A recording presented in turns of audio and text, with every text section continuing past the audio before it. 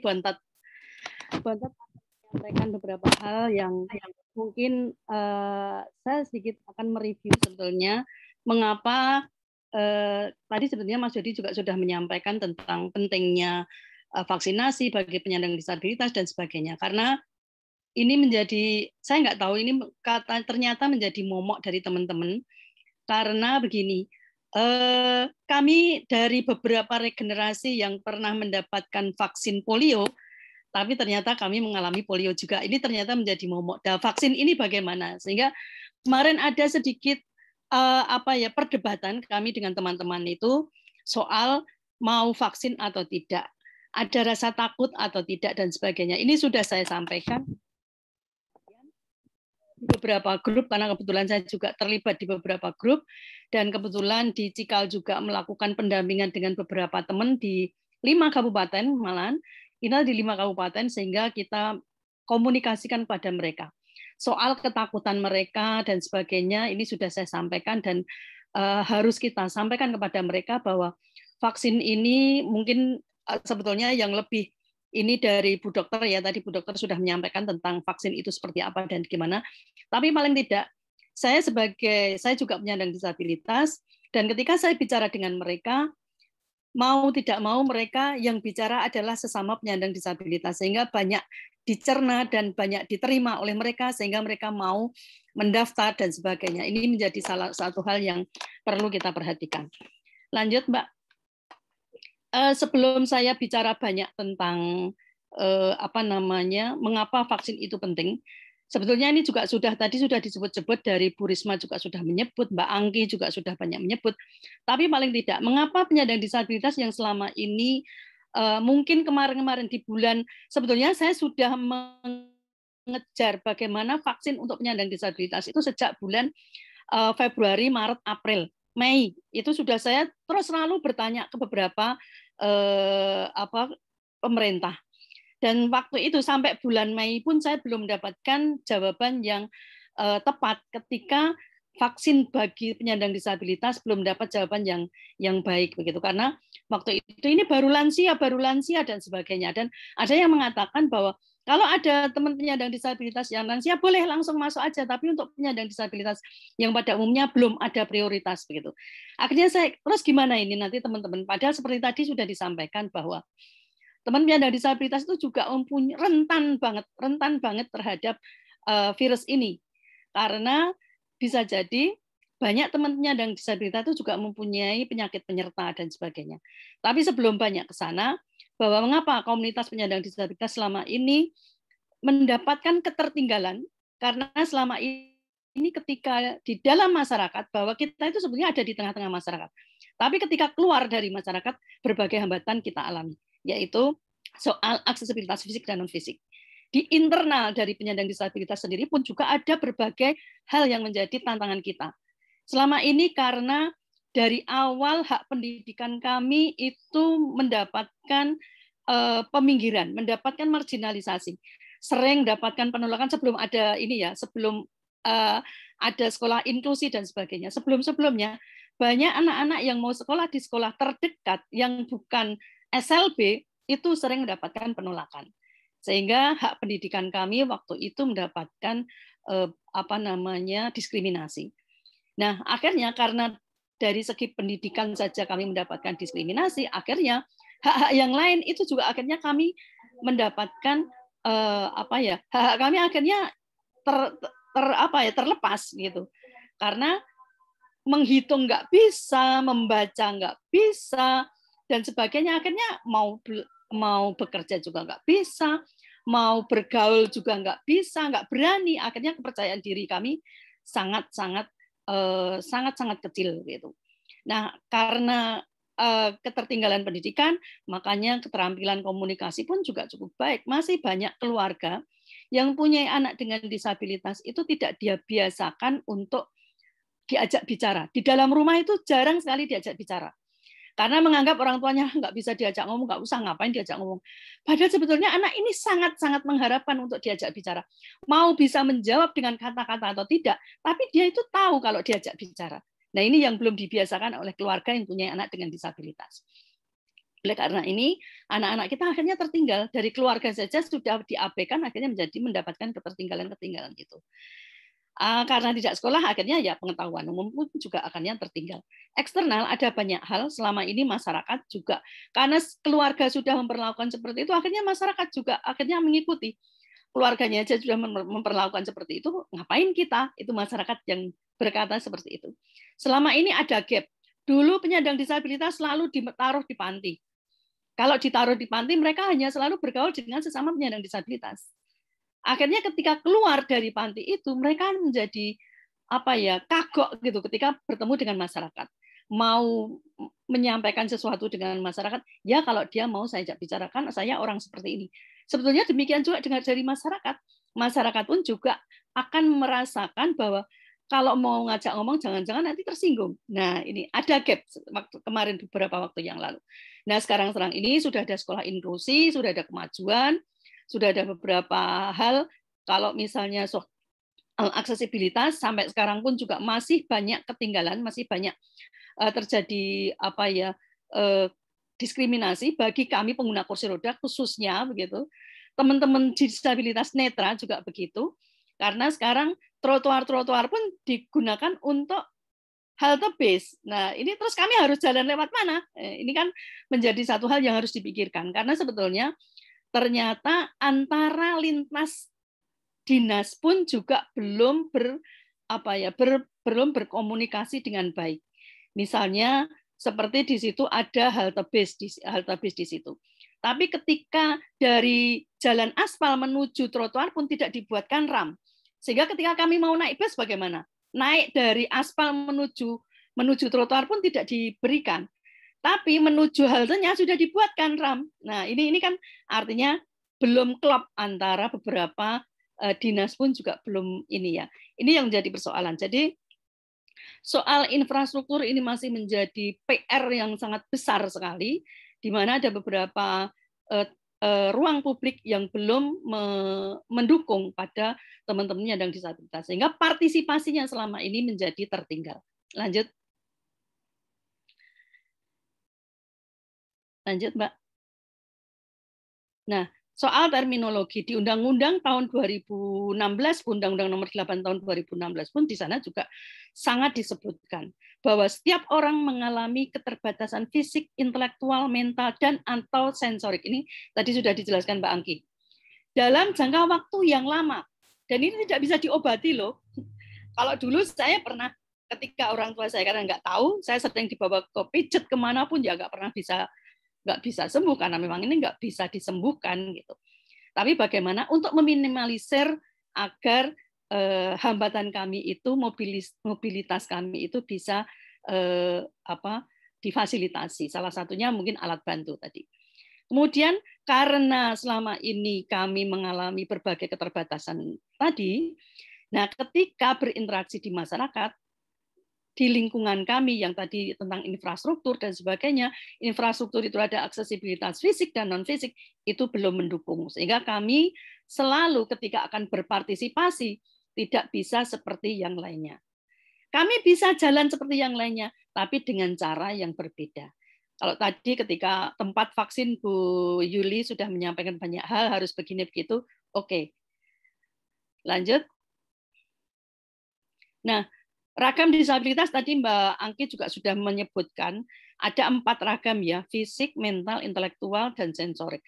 Kalau ternyata di Indonesia itu tidak hanya 4 ragam ini saja, bisa jadi ganda antara fisik, mental, intelektual, sensorik, antara fisik, intelektual, demikian juga mental dengan sensorik, apalagi ada yang multi. Ini sangat-sangat berbeda ketika harus memberikan pelayanan pada mereka.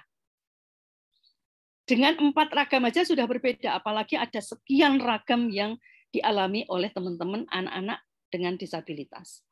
Ini makanya bagi mungkin tadi kalau misalnya dari Dinas Kesehatan itu sudah memberikan relawan ketika harus membantu teman-teman penyandang disabilitas yang akan vaksin, saya berharap para relawan itu sudah diberi pembekalannya. Ketika membawakan atau mendorong kursi roda itu harus seperti apa. Kemudian kemarin RAM di GOR itu ada sedikit kerusakannya di sana, karena saya hampir temumplak gitu, hampir jungkel karena kursi roda saya itu ban depannya kecil, sehingga ketika jeglong sedikit saja saya akan jatuh. Gitu. Kalau yang mendorong itu tidak tahu, makanya itu harus dikasih tahu tentang kursi roda, macam kursi roda itu seperti apa saja. Ini juga harus disampaikan kepada mereka. Kursi roda yang bisa dilipat, kursi roda yang tidak bisa dilipat, kursi roda yang roda depannya itu kecil, yang kursi roda depannya besar, itu juga beda cara mendorongnya. Harus super hati-hati dan harus melihat bagaimana lingkungan di depan kita ketika akan melewati itu. Lanjut. Nah, populasi yang paling rentan ini sebetulnya tadi juga sudah sering disampaikan bahwa penyandang disabilitas itu sangat-sangat rentan karena mereka selama ini mempunyai selain kondisi fisiknya yang mengalami keterbatasan, mengalami hambatan-hambatan tertentu, mereka juga masih banyak yang mempunyai penyakit penyerta yang lainnya. Salah satu contoh saja saya sebagai pengguna kursi roda. Mungkin Ibu Bapak sekalian kalau melihat teman-teman pengguna kursi roda, dikala dia pas waktu itu diam, tidak melakukan apa-apa, pasti orang itu akan membungkuk di atas kursi roda itu. Nah, karena ketidaktahuan si pengguna kursi roda ini dengan membungkuk itu adalah akan mengakibatkan penyakit yang lain. Akhirnya ini terjadi paru-parunya itu agak mingkup begitu, sehingga teman ini sering kelelahan, sering ngos-ngosan gitu kalau bernafas, kelelahan sedikit sudah ngos-ngosan, sudah dan sebagainya. Nah, ini yang saya tahu dan teman-teman penyandang disabilitas itu jarang sekali melakukan olahraga. Ini juga menjadi suatu perhatian. Makanya mereka itu selain kondisi fisiknya yang mempunyai hambatan, mereka juga mempunyai penyakit penyerta yang lain karena dampak dari kondisi fisiknya itu. Nah, selama ini kelompok-kelompok yang mudah terpapar ini mempunyai hambatan satu informasi tadi sudah berkali-kali disampaikan. Informasi yang aksesibel itu seperti apa, kemudian masalah mobilitas, kalau kemarin sudah bergandengan dengan berbagai pihak ya untuk kerjasama, kemudian dan saya salut kemarin sudah ada teman-teman saya akhirnya menggunakan Grab yang digratisi pulangnya begitu, akhirnya itu satu hal dan saya sampaikan kepada mereka karena kalau di GOR, kemudian bagaimana dengan teman-teman yang di Bantul Pucuk Selatan itu? Maka akhirnya saya sampaikan kepada mereka, kamu datang saja ke sana. Nanti akan difasilitasi karena ini adalah untuk penyandang disabilitas. Jadi kamu akan mendapatkan fasilitas yang lebih dibanding kalau kamu akan vaksin di tempat umum. Kalau di tempat umum mungkin fasilitasnya tidak ada. Gitu. Walaupun kemarin seperti Mas Jody tadi sampaikan bahwa saya menyampaikan juga karena jarak ini juga menjadi persoalan. Makanya kemarin ada beberapa puskesmas terdekat yang kemudian teman-teman aku mau ke puskesmas terdekat saja, bisa nggak? Kamu langsung datang saja, saya juga begitu. Saya sarankan langsung datang saja ke sana. Karena kalau jarak jauh ini juga menjadi persoalan bagi mereka. Kemudian soal aksesibilitas tadi juga sudah disampaikan. Kemudian masalah keuangan ini juga mereka ini menjadi masalah. Saya nggak punya uang untuk naik Grab dari sini ke sana dan sebagainya. Ini menjadi satu hal yang perlu kita perhatikan juga. Tapi ternyata di program kemarin sebetulnya juga sudah ada antar jemput, tapi yang diantar jemput di sisi mana? Karena teman-teman saya banyak yang tidak tercover di situ gitu. Kemudian soal keluarga dan masyarakat yang selama ini sudah memberikan pendampingan, tapi pendampingan itu juga belum optimal ketika anaknya harus mendapatkan vaksin dan sebagainya. Lanjut. Nah, kemudian apa yang harus dilakukan oleh penyelenggara vaksinasi jika terjadi teman-teman yang mengalami berbagai tantangan di atas, agar tempatnya itu inklusif bagi semua orang. Sebetulnya tempat inklusif itu sebetulnya tidak hanya untuk penyandang disabilitas, tapi untuk semua orang. Lansia juga akan dipermudah untuk melewati jalan-jalan yang aksesibel itu. Ya, lanjut, Mbak. Nah, ada strategi ya untuk meminimalisir beberapa hambatan yang sudah kami sampaikan tadi. Ini sebetulnya juga sudah disampaikan oleh sebelumnya soal akses informasi. Saya nggak usah mengulang ya, nanti ini waktu juga. Kemudian soal bagaimana harus akses bertindak ketika mudah dilakukan sesuai dengan kemampuan yang tersedia. Sarana yang mudah itu harus seperti apa? Aksesibilitas fisik dan non-fisik. Fisik itu adalah bangunan, non-fisiknya adalah bagaimana layanan bagi para relawan tadi. Bagi para relawan ketika memberikan pelayanan kepada teman-teman penyandang disabilitas seperti apa. Kalau sudah diberi pembekalan, saya kira mereka bisa mendorong dengan baik. Kemudian keterlibatan masyarakat tadi juga sudah sebagai pendamping, keluarga dan sebagainya. Tadi sudah disampaikan juga. Kemudian soal di masyarakat itu ini soal pendaftaran ya. Kalau tadi misalnya Dinas Kesehatan sudah bekerja sama dengan organisasi penyandang disabilitas. Kita tahu banyak teman-teman penyandang disabilitas yang belum bergabung dalam organisasi. Kalau tadi Mbak Angki menyampaikan, ternyata juga Jogja itu ada 1 juta loh jumlah penyandang disabilitasnya. Saya malah baru tahu sekarang. Karena yang tercatat di Dinas Sosial, seperti yang tadi disampaikan Mas Dodi, hanya ada 27.000 loh. Itu adalah PMKS. Yang masuk di Dinas Sosial itu PMKS. Artinya ada sekian ratus tidak terdata. Nah, mungkin 1 juta dari angkanya Mbak Angki tadi saya malah pengen ngerti itu data dari mana gitu, dari data dari mana kalau misalnya ternyata di DIY itu ada 1 juta jumlah penyandang disabilitasnya. Yang saya tahu di Sleman ketika saya sering masih mendampingi dengan teman-teman DPO di tingkat kecamatan dan desa itu, di Sleman itu sendiri ada sekitar 6.000 sekian. Kemudian yang dewasa itu ada sekitar 4.000 sekian. Karena waktu itu saya ada di KPU sehingga saya memilah bagi yang punya hak pilih begitu. Yang punya hak pilih itu sekitar 4.000 sekian. Nah, artinya kalau tadi dari jumlahnya Mas Dodi 400 sekian yang sudah vaksin tidak sampai 500 itu Sleman saja atau ada dari kota atau dari Bantul atau dari mana? Artinya masih banyak sekali yang belum divaksin. Kenapa? Dan apa yang terjadi ini? Apakah data yang belum bisa terkumpul dengan baik? Kalau tadi 1 juta itu, kemudian di Sleman saja ada sekitar 6.000 sekian, yang dewasa sekitar 4.000-an, dan hanya yang mendaftar hanya 500 saja nggak sampai, terus yang ratusan sekian itu kemana? Ini menjadi pertanyaan. Makanya ini masyarakat, saya pikir, tidak hanya bekerja sama dengan organisasi penyandang disabilitas, tapi masyarakat. Karena seperti Cikal ini kan juga melakukan pendampingan ke beberapa desa.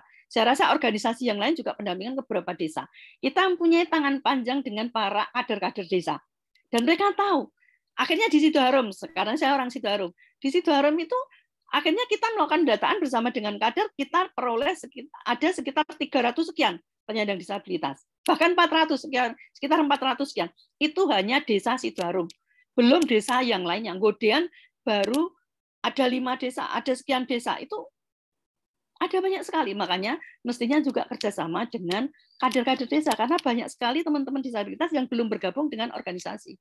Gitu. Bu Nuning, mohon maaf, waktunya 1 menit lagi, boleh? Aduh, ya, lanjut karena ini saya sebetulnya ini soal latar belakang bagaimana penyusunan protokol perlindungan terhadap penyandang disabilitas, bahwa ini juga tadi sudah banyak disampaikan bahwa untuk penyandang disabilitas itu karena mereka banyak yang belum mandiri, itu juga perlu adanya pendampingan baik dari orang tua dan masyarakat, itu juga betul-betul menjadi perhatian yang besar.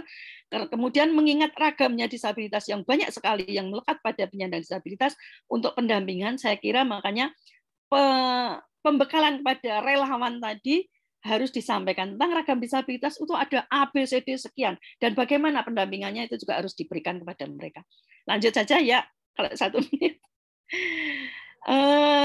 Ini apa yang harus dilakukan ketika terhadap pada penyandang disabilitas. Soal protokol kesehatan ketat ini sudah sering saya lakukan, saya berikan kepada mereka.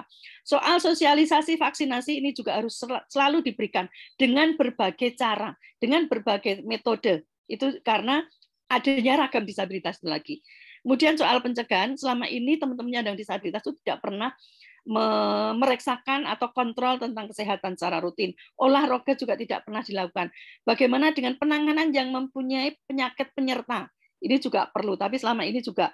Nah, kemudian dukungan dari masyarakat itu juga sangat-sangat diperlukan, yang selama ini belum dilakukan secara penuh. Lanjut.